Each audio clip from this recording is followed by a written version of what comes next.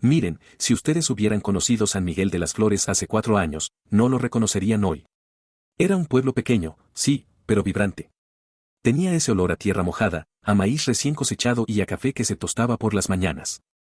El río, el que llamábamos cariñosamente el Brazuelo, no era un gigante, pero era el corazón que bombeaba vida a todo el valle. La gente de San Miguel vivía de la tierra y vivía bien, con dignidad. Pero el destino, o quizás la mala suerte, tiene una forma cruel de golpear justo donde más duele. La historia que les voy a contar, la historia de don Ernesto Rojas y su gente, empieza no con una inundación o un terremoto, sino con algo mucho más lento y silencioso, la sequía. No fue una sequía de un verano, no. Fueron 3 años. 3 años eternos donde el sol se convirtió en un juez implacable que castigaba la tierra día tras día, sin descanso, sin piedad. Para cuando llegó la tercera cosecha fallida, San Miguel ya no olía a café ni a tierra mojada. Olía a polvo. A polvo fino y rojizo que se metía en la ropa, en la garganta, en el alma. Don Ernesto era el vivo retrato de esa desesperación. No era el alcalde, ni el cura, pero era el hombre más respetado del pueblo. Un agricultor de esos que le hablan a la tierra, que conocen el ciclo de la luna y la hora exacta en que hay que sembrar. Sus manos, que antes eran fuertes y callosas por el trabajo productivo, ahora estaban secas y abiertas, como si le pidieran algo al cielo que no les iba a dar. Se levantaba cada mañana, no por costumbre, sino por el simple reflejo de un hombre que no sabe rendirse. Pero al mirar por la ventana de su casita de adobe, la vista era siempre la misma, el campo que debería ser verde, era un desierto de color hueso. Y lo peor de todo, el Brazuelo, ese río que había alimentado a su familia por generaciones, era ahora solo una cicatriz abierta en el paisaje, llena de piedras redondas y secas que parecían esqueletos al sol. Otro día, viejo, le decía a su esposa, María, con la voz gastada por la preocupación. Ella trataba de mantener una chispa de normalidad, cociendo las últimas tortillas con la poca harina que les quedaba. Ernesto no contestaba.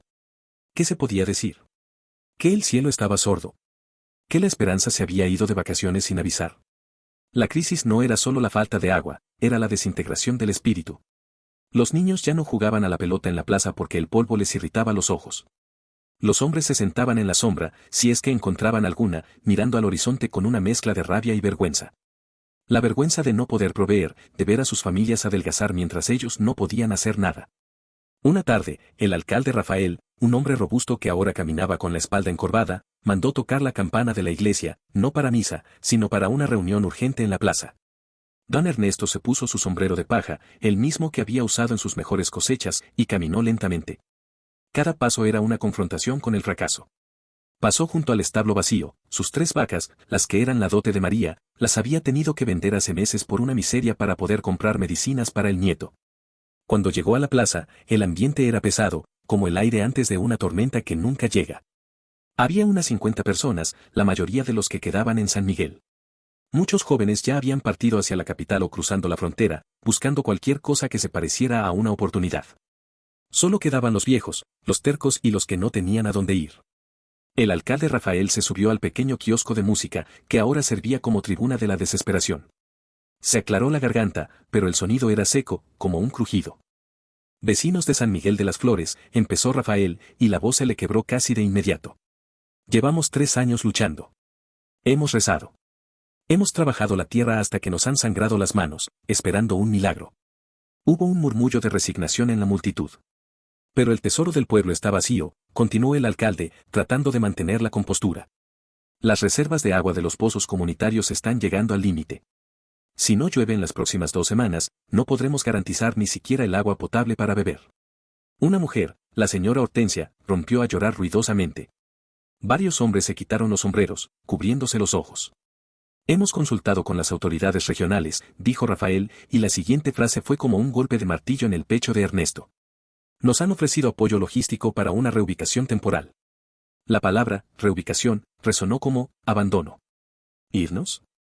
Gritó un joven llamado Lalo, con una rabia contenida. ¿Dejar la tierra de nuestros padres?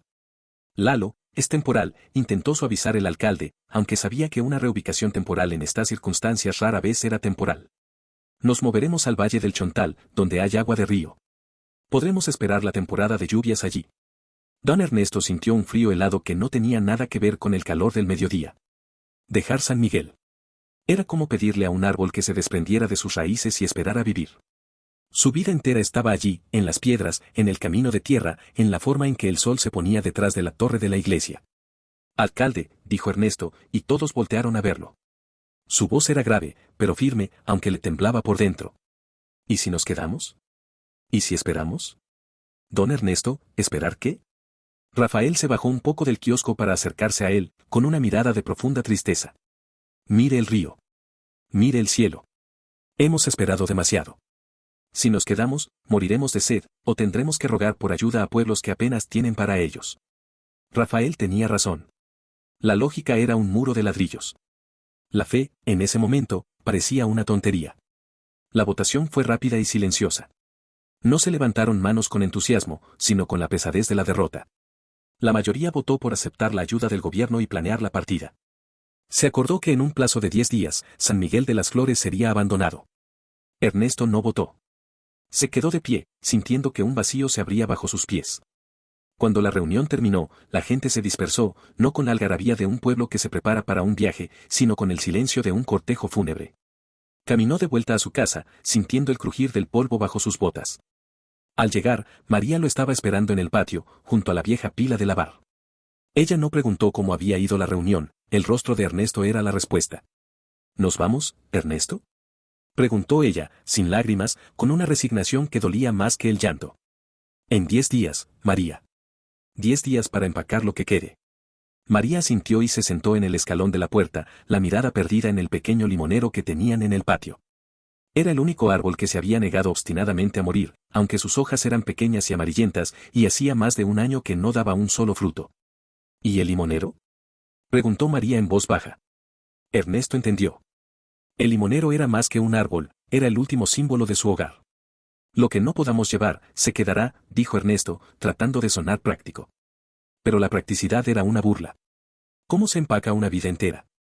¿Cómo se mete en un costal el olor de la cocina de tu madre, el recuerdo de la primera vez que tomaste la mano de tu esposa en ese mismo patio, la esperanza de que tus nietos correrían por esos mismos campos? Esa noche, Ernesto no pudo dormir. Salió al patio y se sentó bajo el cielo estrellado, un cielo que era hermoso y cruel a la vez, porque mostraba la inmensidad del universo sin prometer una sola gota de lluvia. Agarró un puñado de tierra seca. Se deslizó entre sus dedos, sin peso, sin vida. Recordó las historias que le contaba su abuelo, de las otras sequías, las de principios del siglo pasado. La gente siempre había resistido. Habían aprendido a almacenar, a racionar, a cavar pozos más profundos. Pero esta vez era diferente. Esta vez, el golpe había sido tan largo que había agotado no solo el agua, sino la voluntad. Se sentía culpable.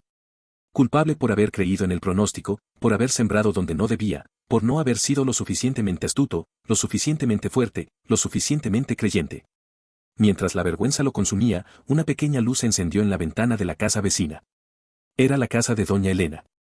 Doña Elena era la mujer más vieja de San Miguel.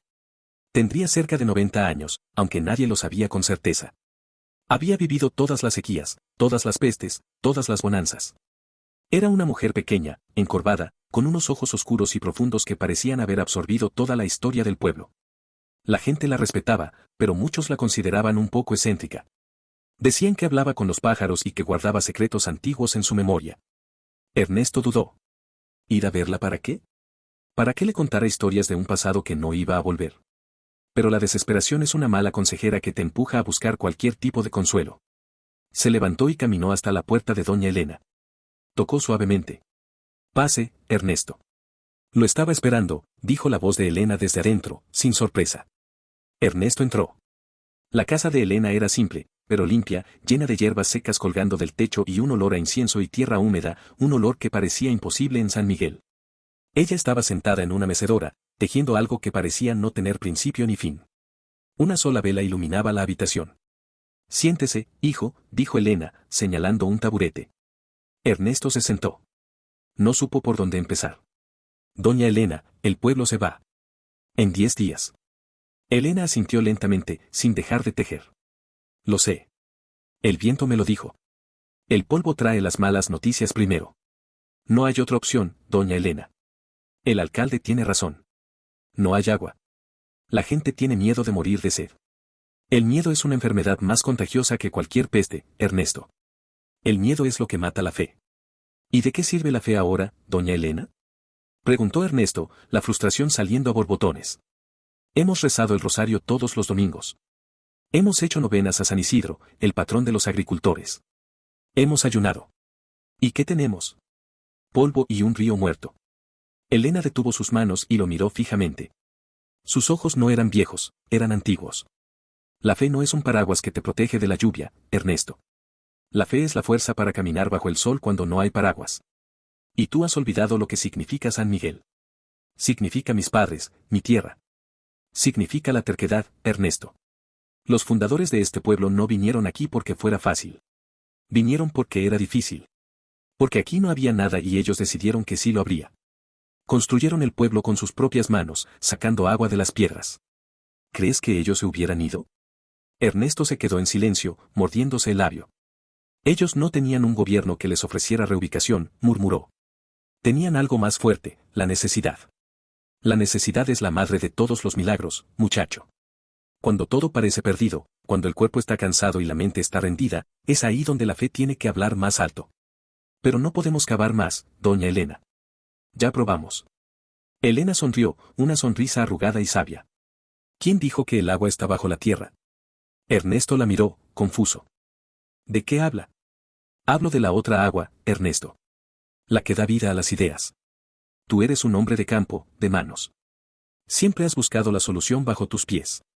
¿Y si la solución está en tus manos? Ernesto sintió un escalofrío. Ella no estaba hablando de agricultura. Estaba hablando de algo completamente diferente. Mira, Ernesto. Cuando la naturaleza te quita lo que te dio, tú tienes que crear lo que te falta. ¿Qué es lo único que nos queda en San Miguel? Ernesto pensó en las casas vacías, en las herramientas abandonadas, en las pocas gallinas que quedaban. Nos queda, nada. Solo nosotros. Exacto. Nos queda la memoria y la habilidad. Tú, Ernesto, tienes unas manos que saben construir. Siempre has sido el primero en reparar la acequia, en arreglar los techos. El alcalde quiere que te vayas al Valle del Chontal. ¿Y qué vas a hacer allá? ¿Ser un peón? ¿Un inquilino? Sobrevivir, dijo Ernesto, con amargura. Sobrevivir es para los animales, Ernesto. Los hombres de San Miguel nacieron para vivir con dignidad. Si te vas, tu fe muere y tu pueblo muere contigo. Elena se inclinó hacia él, y el olor a hierba se hizo más fuerte. Te diré lo que hicieron tus abuelos en la sequía grande de 1935. Cuando el río se secó, ellos no se fueron. Se juntaron y construyeron algo nuevo. Algo que no dependía de la lluvia. Algo que podían vender. Ernesto la escuchaba, cautivado, aunque su mente gritaba que era una locura. ¿Construir qué? ¿Con qué materiales? El secreto no está en buscar agua, concluyó doña Elena, volviendo a tejer lentamente. El secreto está en no irse. Si te quedas, tienes que darle a la gente una razón para quedarse contigo. Algo que puedan tocar, algo que puedan vender, algo que demuestre que la fe no solo se reza, sino que se hace con las manos. La conversación con doña Elena fue corta, pero dejó a Ernesto más agitado que cualquier discurso del alcalde. Salió de la casa de la anciana sintiendo que había recibido una carga eléctrica. La necesidad es la madre de todos los milagros. Regresó a su patio. Miró de nuevo la tierra seca, la luna alta y el limonero moribundo. ¿Una razón para quedarse? ¿Una idea que pudiera salvar a San Miguel? Durante la siguiente semana, el ambiente en el pueblo era de luto anticipado. Las familias empacaban, vendían lo poco que quedaba de sus muebles a los pocos comerciantes que aún venían de fuera. El sonido de los martillos y las cajas era un ruido triste, el sonido de un pueblo desmantelándose a sí mismo. Ernesto ayudaba a María a guardar sus pocas pertenencias, pero su mente no estaba en los costales. Estaba en las palabras de Elena, hacer la fe. ¿Qué podía hacer un pueblo de agricultores sin tierra fértil? Caminó por el pueblo observando. Vio las herramientas oxidadas abandonadas en los cobertizos. Vio la madera vieja de los corrales que ya no albergaban animales. Vio la arcilla rojiza del suelo, la misma arcilla con la que se habían construido las casas. Un día, mientras revisaba el taller de su vecino, don Pedro, que ya había partido, Ernesto se encontró con algo que le hizo detenerse. Pedro era carpintero de fines de semana y tenía un montón de madera de pino y algunos restos de cuero. Y junto a eso, encontró una caja de herramientas bien conservada. Ernesto la tomó. Era pesada, sólida. Sus manos, las manos que estaban acostumbradas a la pala y al machete, se sintieron cómodas sosteniendo las tenazas y los formones. Recordó algo que había aprendido de joven, antes de dedicarse por completo al campo. Su padre, en las temporadas bajas, se dedicaba a fabricar pequeños objetos de madera, juguetes sencillos para los niños, cofrecitos para las mujeres. Objetos manuales. La idea era absurda. ¿Salvar un pueblo entero haciendo artesanías? Pero la voz de doña Elena resonó, algo que puedan tocar, algo que puedan vender. La lógica le decía, es una locura, Ernesto. Esto no va a pagar las deudas ni a traer la lluvia. Pero la fe, esa pequeña semilla sembrada por la anciana, le susurró, es mejor morir intentándolo, que morir huyendo. El plazo de 10 días se cortaba. Ya solo quedaban 3 días para la partida masiva. Los camiones del gobierno ya estaban en camino. Ernesto tomó una decisión. Una decisión temeraria, nacida de la desesperación y la terca esperanza de doña Elena. Tenía que convencer a la gente de que había una alternativa. Fue directamente a la casa del alcalde Rafael. Lo encontró firmando los últimos papeles de abandono. Alcalde, detenga los camiones. Rafael se quitó las gafas y lo miró con cansancio. Ernesto, ¿de qué hablas? Los planes están hechos. No hay marcha atrás. Hay una opción. Una idea. Sé que suena tonto, pero si funciona, podemos quedarnos. ¿Una idea? ¿De dónde vas a sacar agua, Ernesto? No se trata de agua. Se trata de trabajo. De crear algo que nos dé un ingreso hasta que la lluvia vuelva. Necesitamos transformar nuestra habilidad. Si no podemos sembrar comida, sembraremos otra cosa. Ernesto puso la caja de herramientas sobre la mesa. Necesito que me dé un día. Solo uno. Mañana, al mediodía, convoca de nuevo a la gente en la plaza. Si mi idea no les convence, si no ven la posibilidad, entonces nos vamos todos, y yo seré el primero en subir al camión. Pero si hay una mínima chispa de esperanza, nos quedamos. Rafael miró a Ernesto. Vio la desesperación en sus ojos, pero también vio algo que no había visto en meses, determinación. Una luz. Rafael sabía que, aunque la reubicación era lo sensato, era también la muerte de San Miguel. Un día, Ernesto, dijo el alcalde, suspirando profundamente. Solo un día. Y si esto es una locura, la culpa será tuya. Ernesto no durmió esa noche. Entró en el viejo taller abandonado de Pedro. Juntó la madera, el cuero, las pocas herramientas y se puso a trabajar. Sus manos recordaban los movimientos. No estaba construyendo una casa ni un arado. Estaba construyendo un objeto pequeño, algo que pudiera ser replicado por muchas manos, algo que hablara de la dignidad del trabajo manual. Trabajó bajo la luz de una linterna, concentrado, sintiendo el aroma de la madera fresca que contrastaba con el polvo de afuera. Pensaba en su pueblo, en María, en doña Elena. Estaba poniendo toda su fe, toda su esperanza, en ese objeto que iba tomando forma lentamente bajo sus dedos. A la mañana siguiente, el sol se levantó con la misma crueldad de siempre. Pero el aire se sentía diferente. Había una tensión, la última oportunidad. A mediodía, la gente se reunió en la plaza por última vez antes de la llegada de los camiones. Estaban impacientes, listos para irse. Querían escuchar el plan final, no una nueva promesa vacía. El alcalde Rafael subió al kiosco. Vecinos, sé que están listos para partir. Pero don Ernesto Rojas, el hombre que ha trabajado esta tierra por 50 años, tiene algo que decirles. Algo que, según él, podría darnos una oportunidad. Ernesto subió al kiosco. El silencio era total. Todos los ojos estaban fijos en él. Sé lo que piensan, empezó Ernesto, su voz resonando con una autoridad que no usaba a menudo. Piensan que estoy loco. Piensan que ya no hay nada que hacer. Y tienen razón. Si seguimos esperando la lluvia, no hay nada que hacer. Hizo una pausa, mirando los rostros cansados de sus vecinos. Pero doña Elena me recordó algo importante. Que somos gente de manos.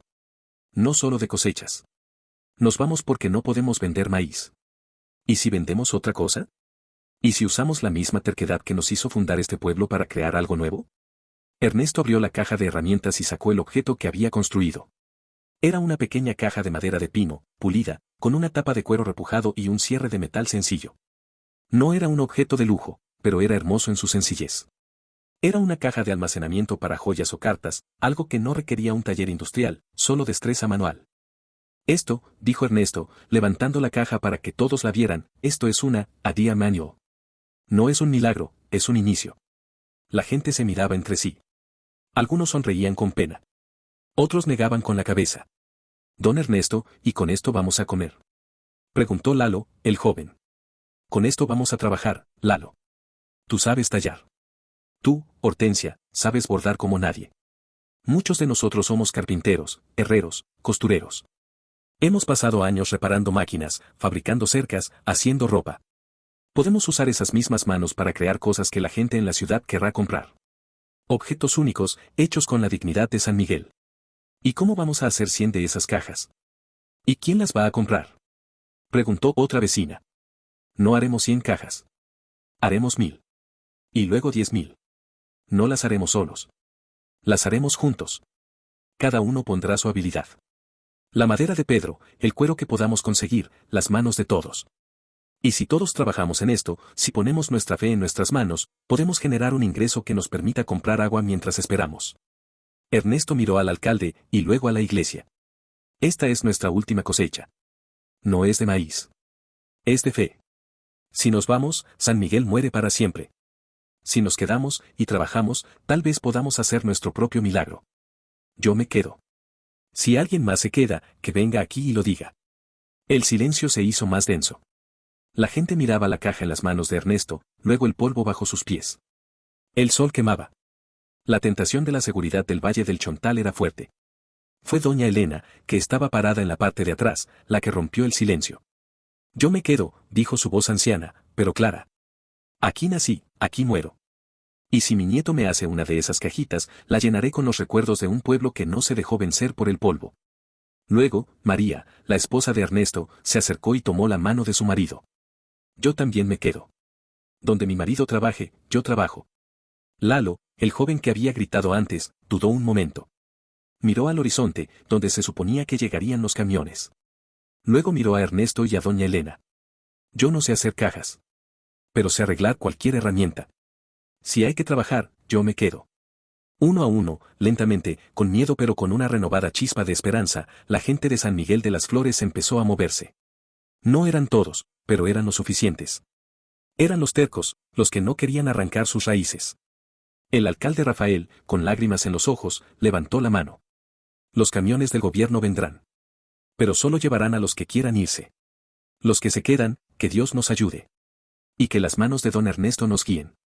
En ese momento, la fe habló más alto que la lógica. El pueblo decidió apostar todo lo que les quedaba a una pequeña caja de madera. La Idea Manual había nacido, no de la genialidad, sino de la desesperación más profunda. Y ese era solo el principio. Había que convencer al resto, y luego, lo más difícil, hacer que esa idea funcionara en un mundo que no esperaba nada de San Miguel de las Flores. Miren, el silencio que cayó sobre San Miguel de las Flores después de esa reunión no fue el silencio de la resignación, sino el de la incomodidad. Imaginen ustedes, un pueblo entero que ha pasado toda su vida con los pies en la tierra, sintiendo el ciclo de la vida y la muerte en el maíz, ahora tenía que cambiar de piel. Tenían que dejar de ser agricultores para convertirse ¿en qué? Artesanos. El alcalde Rafael cumplió su palabra. Los camiones llegaron, pero solo se llevaron a una docena de familias que no se atrevieron a arriesgarse. El resto, unos 30 y tantos almas, se quedaron mirando el polvo levantado por las ruedas de los camiones, sintiendo una mezcla de alivio y terror. Habían elegido la locura sobre la certeza. Don Ernesto no les dio tiempo de arrepentirse. A trabajar. Dijo esa tarde, su voz retumbando en la plaza vacía. El primer problema no fue la habilidad, sino el dónde. Necesitaban un lugar para concentrar el trabajo, un refugio del sol implacable. Eligieron el viejo almacén municipal, un edificio de piedra que estaba medio abandonado, pero que tenía techos sólidos. Lo llamaron, a falta de un nombre mejor, el taller de la fe. La transición fue un desastre al principio. Los hombres que manejaban un tractor con precisión militar ahora se tropezaban con un formón. Las manos acostumbradas a la aspereza del tallo del maíz ahora tenían que aprender la delicadeza del lijado. Esto no es un campo, don Ernesto. Gritó un hombre, frustrado, después de romper una tabla que apenas le quedaba. No, no lo es, contestó Ernesto, limpiándose el sudor de la frente. Pero aquí no dependemos de un cielo sordo. Dependemos de nosotros. Lalo, ayúdalo con el corte. Lalo resultó ser el héroe inesperado. El joven, que había estado a punto de irse, era un demonio con las herramientas. Su obsesión por reparar maquinaria agrícola ahora se canalizaba en afilar sierras y ajustar cepillos. Él se convirtió en el jefe de la primera sección, la preparación de la madera. El problema de las materias primas era un muro. La madera de pino de don Pedro se acabó en el primer día de pruebas. No podemos hacer más cajas sin madera, dijo Lalo, con las manos llenas de aserrín. Ernesto miró a su alrededor. No había árboles para cortar. No había dinero para comprar. La respuesta, como siempre en San Miguel, estaba en la terquedad y el ingenio. Usaremos lo que tenemos, ordenó Ernesto. Empezaron a desmantelar. Desarmaron los viejos corrales de madera que ya estaban vacíos. Usaron los tablones de las estanterías abandonadas de la tienda del pueblo. Incluso las bancas rotas de la escuela, que ya no tenía alumnos, se convirtieron en material. No era pino de primera, era madera de rescate, con marcas de clavos y heridas del tiempo. Pero era su material. La producción de las ideas manuales se dividió en secciones, como si fueran una cosecha, pero al revés. En la primera mesa, Lalo y otros 3 jóvenes cortaban y daban forma a las piezas. En la segunda, los hombres mayores, con menos fuerza pero más paciencia, se encargaban del ensamblaje. Don Ernesto supervisaba esto, asegurándose de que cada caja fuera sólida. Pero el alma del proyecto estaba en la tercera sección, el acabado. Aquí es donde entraron María y la señora Hortensia, la misma que había roto a llorar en la reunión. Las cajas de madera, por muy bien ensambladas que estuvieran, eran rústicas. Necesitaban un toque que las hiciera atractivas para esa gente de la ciudad que, suponían, tenía dinero para gastar en adornos. Hay que lijar hasta que la madera cante, María, le dijo Ernesto a su esposa. María, con la ayuda de Hortensia y otras mujeres, se dedicó a pulir la madera hasta que el tacto fuera suave como la seda. Y luego, el detalle crucial, el cuero. Habían conseguido unos pocos retazos de cuero viejo, casi inservible, de unos arneses abandonados. Hortensia, que en sus años mozos había sido costurera, se encargó de teñir y repujar el cuero para las tapas. Con una aguja y un trozo de metal caliente, empezó a grabar pequeños patrones, flores de cactus, el perfil de la iglesia, el dibujo estilizado del río Brazuelo. No vamos a vender una caja vacía, explicó Hortensia a sus compañeras, sus ojos ahora llenos de una concentración feroz, no de lágrimas. Vamos a vender un pedazo de San Miguel. La energía en el taller de la fe era palpable, aunque la fatiga era una sombra constante. Trabajaban 12 horas al día. Comían poco, porque las reservas de harina y frijoles seguían bajando peligrosamente. El agua era racionada con dolor, y cada sorbo era un recordatorio de por qué estaban allí. Doña Elena, aunque demasiado anciana para trabajar la madera, se convirtió en la guardiana del espíritu. Se sentaba en un rincón del taller, tejiendo, pero en realidad, escuchando. Si alguien se quejaba del hambre, ella les recordaba las historias de sus bisabuelos. Si alguien dudaba de la idea, ella les hablaba de la dignidad. El diablo usa el hambre para robar la fe, les decía en voz baja. Pero el trabajo honesto es la mejor oración. A finales de la primera semana, lograron terminar 50 cajas. 50 ideas manuales. Eran pequeñas, distintas entre sí, con el aroma del aserrín y el esfuerzo. No parecían un milagro, pero eran la prueba de que podían crear valor sin depender de la tierra. El problema ahora era la venta. ¿Quién va a llevar esto a la capital?, preguntó el alcalde Rafael, que venía a visitarlos todos los días, todavía escéptico, pero incapaz de irse. La capital, la ciudad, estaba a más de 200 kilómetros. No tenían un camión. La única cosa que se movía en San Miguel era la vieja carreta de Lalo, tirada por un burro famélico que apenas podía cargar su propio peso. Lalo se adelantó. Yo iré. Sé manejar la carreta y sé hablar con la gente. Ernesto lo miró. Lalo tenía 20 años, pero la responsabilidad que cargaba era la de todo un pueblo. Es un viaje de 2 días solo de ida, Lalo. Y la carretera está mala. Si no voy, moriremos aquí. Si voy, tenemos una oportunidad. Denme las cajas y la bendición. Juntaron sus pocas monedas, apenas lo suficiente para comprar un poco de maíz para el burro y unas tortillas para Lalo. Empacaron las 50 cajas con cuidado, envolviéndolas en trapos viejos para proteger la madera pulida.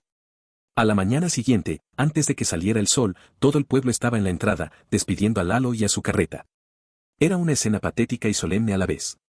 Vuelve con algo más que polvo, muchacho. Gritó un hombre. Volveré con esperanza, don. Respondió Lalo, y azotó suavemente al burro. Mientras la carreta desaparecía en el horizonte polvoriento, el trabajo en el taller de la fe continuó. La espera fue una tortura silenciosa. Cada golpe de martillo, cada raspado de lija, era un acto de fe ciega. Si Lalo vendía las cajas, significaba que podían comprar más materiales, más comida, y sobre todo, agua potable de los pueblos vecinos. Si fallaba, la única opción restante sería seguir a los que se habían ido. Pasaron 4 días. El tiempo se estiró como un chicle viejo. La gente trabajaba, pero sus ojos estaban fijos en el camino. Al 5.º día, justo cuando el sol empezaba a caer, se escuchó un ruido familiar y lento. La carreta. Todos salieron corriendo del taller. Lalo venía de regreso. Pero su postura era la de un hombre derrotado. El burro estaba exhausto. Y lo peor de todo, las 50 cajas de ideas manuales estaban apiladas exactamente igual que cuando se fue. El silencio que siguió fue peor que el de la primera reunión. Era el sonido de la esperanza muriendo de sed. Lalo se bajó de la carreta, con el rostro cubierto de polvo y vergüenza. Lo siento, don Ernesto. ¿Qué pasó, hijo? Preguntó Ernesto, su voz apenas un susurro. Fui al mercado grande, el de la artesanía fina. Hablé con los comerciantes. Les mostré las cajas. Les dije que eran de San Miguel, hechas a mano, con madera rescatada. Lalo se encogió de hombros con una amargura que no le correspondía a su edad. Se rieron. Dijeron que eran demasiado simples. Demasiado rústicas. Que la gente de la ciudad quiere cosas brillantes, cosas de plástico importado. Me ofrecieron pagar 20 centavos por cada una, si acaso, solo por la madera vieja. 20 centavos. No alcanzaba ni para pagar el maíz del burro. La desesperación se apoderó del pueblo como un incendio. Los murmullos de rabia y derrota se alzaron de inmediato. Se lo dije, Ernesto. Exclamó Rafael, el alcalde, con la voz temblando. Esto era una locura. Perdimos una semana de trabajo y de reservas de comida por una caja de madera. Debimos habernos ido, lloró Hortensia, volviendo a su lugar de resignación. Los hombres, agotados y humillados, empezaron a dispersarse, la cabeza gacha. La fe se había estrellado contra la realidad del mercado urbano. El Idea Manual era un fracaso. Ernesto se quedó parado junto a la carreta. Miró las cajas, el fruto de su terquedad. Eran hermosas para él, porque eran honestas. Pero en la ciudad, la honestidad no tenía precio. María se acercó a él y le puso una mano en el hombro. ¿Qué hacemos, Ernesto? Ya casi no queda nada en la despensa. Ernesto no respondió. La lógica había ganado. La fe había perdido. Sentía el peso de la culpa por haber arrastrado a su pueblo a una esperanza vana. Esa noche, cuando la luna ya estaba alta, Ernesto volvió a la casa de doña Elena, sintiéndose el hombre más estúpido y derrotado de San Miguel. Tocó la puerta y entró. Elena estaba en su mecedora, tejiendo, como siempre, pero esta vez, parecía esperarlo con una serenidad absoluta. «Fracasaste, ¿verdad?», dijo ella, sin rodeos. «Sí, doña Elena. Fracasamos». Lalo volvió con todas las cajas. «El mercado no las quiere». «El mercado no sabe lo que quiere, Ernesto. Solo sabe lo que le venden». Ernesto se sentó en el taburete. «Me dijeron que son muy simples. Que no tienen valor. Que son rústicas». «Tienen razón». Elena dejó de tejer y lo miró con esos ojos profundos que perforaban el alma. ¿Tú crees que el valor está en el brillo, muchacho? ¿Crees que la fe tiene que ser de oro? No, pero tiene que ser vendible, doña Elena. La gente necesita comer. Escúchame bien, Ernesto. El problema no es la caja. El problema es la historia. Cuando la gente de la ciudad compra algo, no compra la madera o el cuero. Compra lo que siente al tener ese objeto en sus manos. Ernesto ladeó la cabeza, confuso. ¿Qué deberían sentir? Dignidad. Esperanza. Ellos tienen todo, pero les falta el alma. Tú les ofreciste una caja que solo contenía madera. No les ofreciste el secreto de San Miguel. Doña Elena se levantó lentamente, se acercó a un pequeño estante y tomó una de las cajas fallidas que Lalo había traído de vuelta. La pasó por sus dedos, sintiendo la aspereza de la madera de rescate. Esta caja, Ernesto, fue tallada por un hombre que antes tallaba la tierra. Fue pulida por tu esposa, que pensaba en sus hijos mientras la hacía. Fue grabada con el dibujo de nuestro río, que está seco, pero volverá. ¿Tú crees que esa historia cabe en 20 centavos? No, pero, ¿cómo les vendemos la historia? Con la marca, muchacho. Con el diseño. Necesitas que tú, Idea Manual, no sea solo un objeto, sino un símbolo. Elena lo guió hasta una mesa donde había un montón de libros viejos y desgastados. Eran libros de botánica, de historia local, de mitología. Mira estos dibujos, dijo, señalando ilustraciones de antiguas cerámicas y telares indígenas. Nuestros ancestros nunca hicieron nada simple. Ellos ponían el sol, la luna, la lluvia, en cada cosa que creaban. ¿Diseño? Yo soy agricultor, doña Elena. No sé de diseño. Pero Hortensia sí sabe de bordado. Y Lalo es inteligente. Y tú, Ernesto, sabes de corazón. Tienes que infundir la fe en el objeto. Tienes que hacer que el comprador, al abrir la caja, sienta que está abriendo un pedazo de San Miguel. La anciana le devolvió la caja. No te rindas por un fracaso. El fracaso es solo la lección para la próxima cosecha.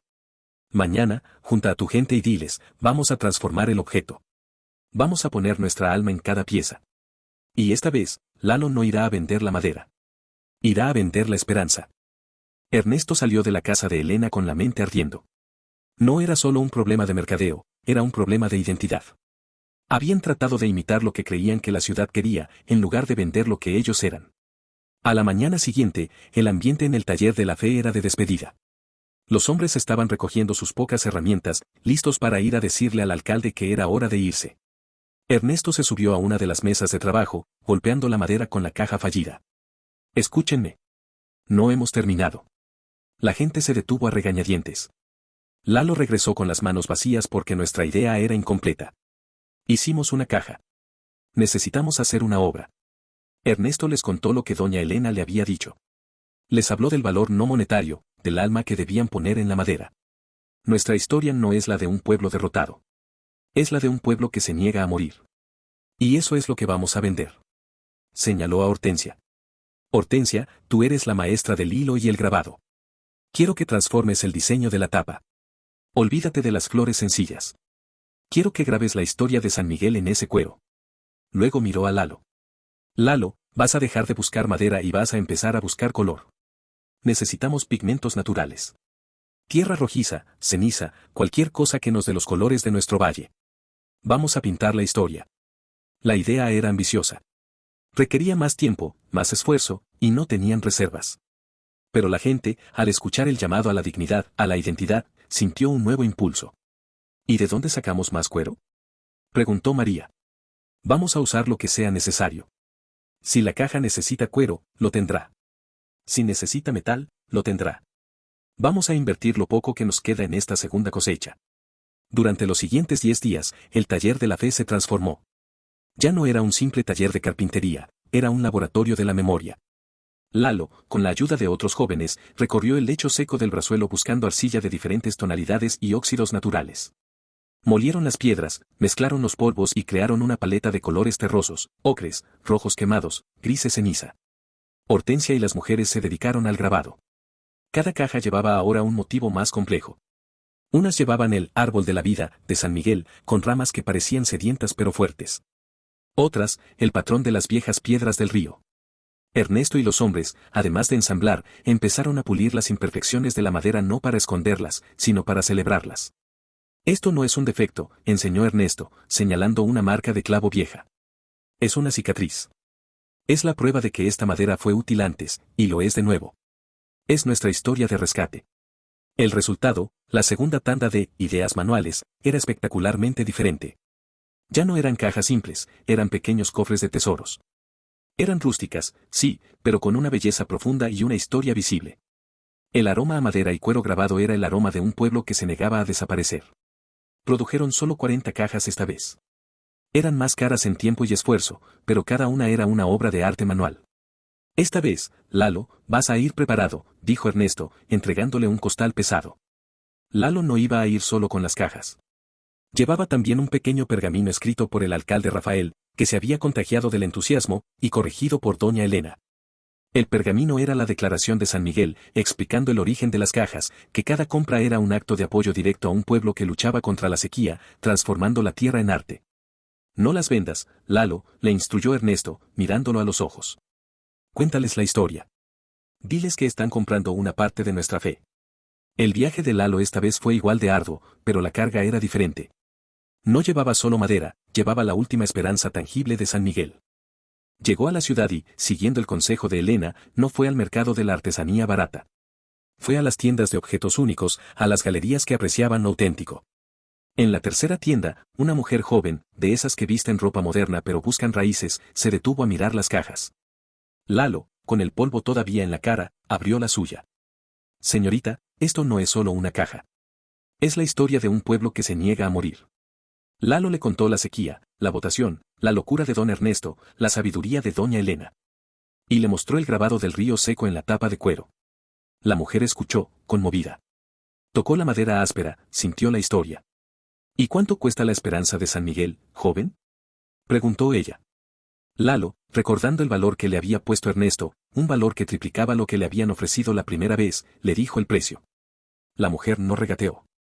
Compró las 40 cajas.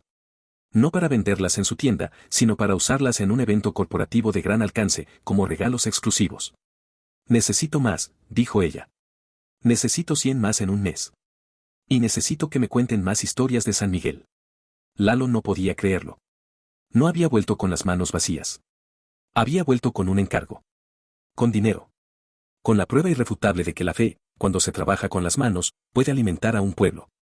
Cuando Lalo regresó a San Miguel de las Flores, el atardecer ya caía. Esta vez, la carreta no venía solo con él. Venía con sacos de harina, herramientas nuevas, y lo más importante, bidones de agua limpia comprados en el pueblo vecino. La gente salió corriendo, pero esta vez, no había silencio. Había gritos de alegría, de alivio. Lalo se bajó de la carreta, y en lugar de disculparse, levantó una bolsa de monedas. Vendidas. Todas vendidas, y con un encargo para 100 más. El alcalde Rafael se acercó a Ernesto, con la cara pálida por la emoción. «Lo hiciste, Ernesto. Lo hiciste». Ernesto sonrió, una sonrisa cansada pero genuina. «No fui yo, Rafael. Fue San Miguel. Fue la terquedad de un pueblo que se negó a abandonar sus raíces. La crisis del hambre y la sed no había terminado, pero se había aliviado. Tenían comida para un mes, agua para beber, y, por primera vez en 3 años, tenían trabajo productivo. El Idea Manual ya no era un sueño tonto. Era un negocio. Y ahora venía la parte más difícil, organizar la producción a gran escala, conseguir el suministro constante de materiales y mantener la fe viva en el largo plazo, esperando la lluvia que aún se negaba a caer. Había que convertir un milagro de 40 cajas en una industria que salvara a San Miguel de las Flores para siempre. Pero por primera vez, desde que el río Brazuelo se secó, la gente durmió con una certeza profunda, el trabajo de sus manos era más fuerte que la sequía. Miren, la alegría por el regreso de Lalo y los sacos de harina fue intensa, sí, pero duró lo que tarda en enfriarse un café en el desierto. La realidad los golpeó de nuevo al día siguiente, tenían un encargo de 100 cajas, y no tenían ni la mitad del material necesario. Habían sobrevivido al miedo de morir de sed, pero ahora tenían que enfrentarse al miedo de fracasar en el éxito. Don Ernesto no permitió el descanso. La fe se había manifestado, pero había que alimentarla con sudor. A trabajar. Ordenó, reuniendo al pueblo en el taller de la fe. El mercado nos dio una oportunidad, pero no nos perdonará si no cumplimos. El alcalde Rafael, que había pasado de ser un hombre derrotado a un gerente improvisado, usó el dinero inicial de la venta para comprar un cargamento de madera de rescate y más cuero en un pueblo a 100 kilómetros. Pero lo más importante que compró fue un pequeño generador eléctrico y una sierra de mesa usada. Esto no era un lujo, era la diferencia entre construir 40 cajas con los dientes y construir 100 con eficiencia. El taller de la fe se transformó en una colmena. Ernesto se encargó de la calidad y el diseño, asegurándose de que cada caja mantuviera el alma que doña Elena había exigido. La madera de rescate, marcada por el tiempo y el abandono, se pulía y se barnizaba con óleos naturales que Lalo, el joven explorador, había aprendido a mezclar de la tierra. Lalo, de hecho, se convirtió en el motor logístico. Ya no era un agricultor frustrado, era el director de operaciones. Organizó viajes semanales para traer suministros y, crucialmente, para llevar agua potable de calidad y medicinas a San Miguel. La economía del pueblo ya no se basaba en la esperanza de la lluvia, sino en el precio de sus cajas en la ciudad. Estaban comprando su propia supervivencia. María y Hortensia, con un grupo de jóvenes mujeres, se establecieron como la sección de arte. Su trabajo era el más delicado. Hortensia diseñó un nuevo motivo, el patrón de la resiliencia, un grabado en el cuero que mezclaba el dibujo del limonero terco con las espigas de maíz secas, simbolizando que la vida puede brotar incluso de la sequía. Pero el ingrediente secreto, el que hacía que las cajas se vendieran a un precio que les daba dignidad, era la historia. Doña Elena, sentada en su rincón, se dedicó a escribir una pequeña nota en un papel de estraza para cada caja. Ella no escribía un recibo, escribía un testimonio. Asterisco: esta idea manual fue hecha por las manos de San Miguel de las Flores, un pueblo que eligió la fe sobre la huida. La madera lleva las cicatrices de la sequía. Al comprarla, usted no solo adquiere un objeto, sino la esperanza de que un día, el río Brazuelo volverá a correr. Asterisco. Este pequeño pergamino, firmado colectivamente por la comunidad Terquedad, era lo que la gente en la ciudad compraba. Compraban la narrativa, la autenticidad, la lucha. La producción de las 100 cajas fue un acto de voluntad pura. Trabajaron día y noche. La fatiga era intensa, pero se sentían vivos. Por primera vez en mucho tiempo, el ambiente no era de luto, sino de propósito.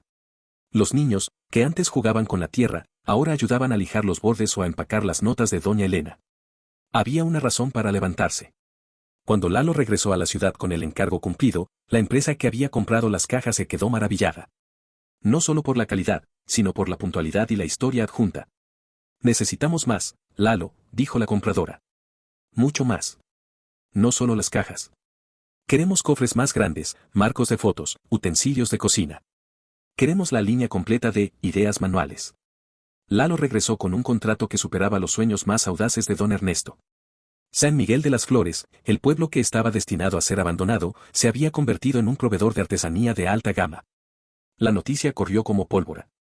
Un periodista de la capital, intrigado por el concepto de la comunidad terquedad, viajó hasta San Miguel. Cuando llegó, esperaba encontrar un pueblo miserable. Encontró un pueblo polvoriento, sí, pero lleno de gente trabajando con una concentración feroz, con las manos manchadas de barniz y la frente brillante de sudor. El artículo, publicado en la primera plana, no hablaba de la sequía como un desastre, sino como un catalizador para la fe. La foto mostraba a don Ernesto, con sus manos callosas sosteniendo una de las cajas grabadas, con la mirada firme. San Miguel de las Flores, la cosecha de la dignidad, titulaba el periódico. Esto desató una ola de pedidos y, lo que era aún más importante, de turismo solidario. La gente empezó a viajar a San Miguel, no solo para comprar las ideas manuales, directamente, sino para ver con sus propios ojos el pueblo que se negaba a morir. El alcalde Rafael tuvo que organizar la logística para recibir a los visitantes. El viejo kiosco de la plaza, el mismo donde se había votado por el abandono, se convirtió en una pequeña tienda y museo de las ideas manuales. Los meses pasaron. El sol seguía siendo un juez implacable. El brazuelo seguía seco, una costra de piedras. Pero San Miguel de las Flores ya no estaba muriendo. Estaba prosperando. El dinero les permitió instalar un sistema de filtración de agua más eficiente, construir un pequeño dispensario médico y, lo más simbólico de todo, enviar a Lalo a una escuela técnica por un par de semanas para aprender técnicas avanzadas de carpintería y gestión de negocios. Habían logrado el milagro de la supervivencia, no por la gracia divina de la lluvia, sino por la obstinación humana. Habían transformado su identidad, seguían siendo gente de la tierra, pero ahora entendían que su verdadera riqueza no estaba en lo que crecía bajo sus pies, sino en lo que creaban con sus manos. Y en medio de todo este bullicio productivo, de la constante vibración de la sierra y el suave raspado de la lija, la fe de don Ernesto se había vuelto sólida, tangible. Un día, después de casi 1 año y medio desde que la idea había nacido, el cielo se puso de un color gris metálico. Era la época de lluvias, que llevaba fallando 4 años, pero nadie se atrevía a ilusionarse. Se había vuelto una broma cruel. Estaban todos en el taller de la fe, concentrados en un gran pedido de baúles para un hotel. El generador zumbaba, la madera olía a pino y cera. Don Ernesto estaba enseñando a un joven cómo hacer un ensamble perfecto. De repente, un silencio pesado cayó sobre el pueblo. No era el silencio de la resignación, sino el de la atención absoluta. El zumbido del generador fue el único sonido. Ernesto levantó la cabeza. La luz en el taller se había vuelto extraña, verde y amarilla, como el aire antes de que el mundo se rompa. Y entonces, se escuchó. Un trueno. No un trueno distante, sino uno cercano y violento que sacudió los cimientos del viejo almacén. El trabajo se detuvo. Los martillos cayeron al suelo. ¿Trueno?, murmuró Hortensia, con los ojos llenos de lágrimas. Lalo fue el primero en reaccionar. Apagó el generador y corrió a la puerta.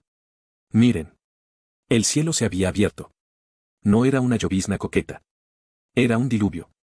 Una cortina de agua que caía con la furia de una promesa largamente esperada. Al principio, hubo un momento de incredulidad, de parálisis. Luego, el pueblo entero, don Ernesto, María, el alcalde Rafael, Hortensia, doña Elena, con la ayuda de Lalo, salieron corriendo del taller de la fe. No se cubrieron. No buscaron refugio. Se pararon en la plaza, sintiendo el agua fría golpear sus rostros, lavando el polvo de sus ropas y el cansancio de sus almas. Gritaban, reían y lloraban a la vez. Era un bautismo, un perdón, una recompensa. Don Ernesto se arrodilló en el lodo que ya se formaba en la plaza, metió las manos en la tierra mojada y la olió. Olía a vida, a fertilidad, al pasado que volvía. La lluvia duró toda la noche. Al día siguiente, el brazuelo no era un río rugiente, pero era más que una cicatriz. Era una línea de agua turbia que corría con prisa, besando las piedras redondas que habían estado al sol por tanto tiempo. El corazón de San Miguel volvía a latir. La gente regresó a sus campos, sí. Sembraron maíz, frijoles y café con una alegría y una sabiduría que no tenían antes. La cosecha de ese año fue abundante, la mejor en décadas, porque la tierra, después de su largo descanso, estaba lista para dar. Pero la lección de la sequía nunca se olvidó. San Miguel de las Flores ya no dependía de la lluvia para sobrevivir. El taller de la fe se mantuvo. De hecho, creció. Se convirtió en el eje de una nueva economía, donde la agricultura y la artesanía manual coexistían. Las ideas manuales se hicieron famosas en todo el país. Don Ernesto Rojas, el hombre que casi se rinde, se convirtió en el líder moral indiscutible de San Miguel. Ya no solo hablaba de cosechas, sino de la importancia de tener una segunda opción, de no poner toda la fe en un solo canasto.